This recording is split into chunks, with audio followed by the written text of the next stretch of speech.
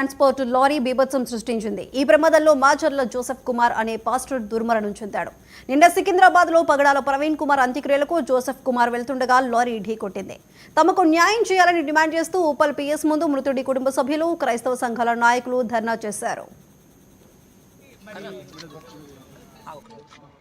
మీ పేరు చెప్పండి. Bishop Viraj. We want justice.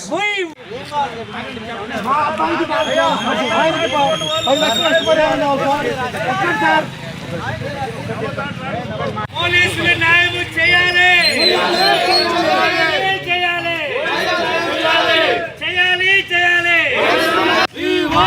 పది కుటుంబము మా ఆయన సేవ చేస్తాడు. నిన్నటి దినమందు మరి ఇక్కడ ఉప్పల్ రింగ్ రోడ్ దగ్గర మరి వెళ్తా ఉంటే అది డీసీఎం నవత ట్రాన్స్పోర్ట్ ఆ బండి ఢీకొని మరి మా ఆయన స్పాట్ డెడ్ అయ్యాడు. మరి మా ఇంట్లో పోషించేదంటే మమ్మల్ని పోషించేది ఆయనే. మాకేం ఆస్తి పాస్తులు ఏం లేవు.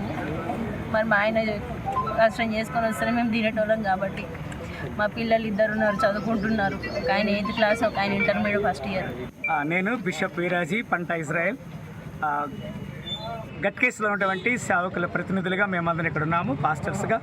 ప్రాముఖ్యంగా నిన్నటి దినమున మరి పాస్టర్ మాచర్ల జోసఫ్ మరి వారు అకాల మరణము మరి ఏదైతే నవత ట్రాన్స్పోర్ట్ వారి నిర్లక్ష్యం వలన ఒక నిండు ప్రాణం బలిగొన్నది.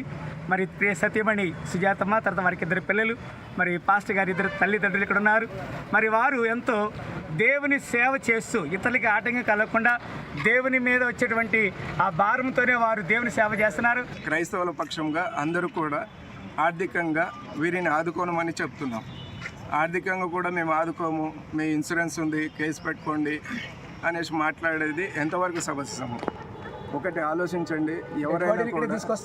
ఎవరైనా కూడా చనిపోయిన వెంటనే కొంత ఆర్థిక సాయం చేసి బాబు మీ డెడ్ బాడీని ఏదైనా చేయండి అనేసి చెప్పాలి.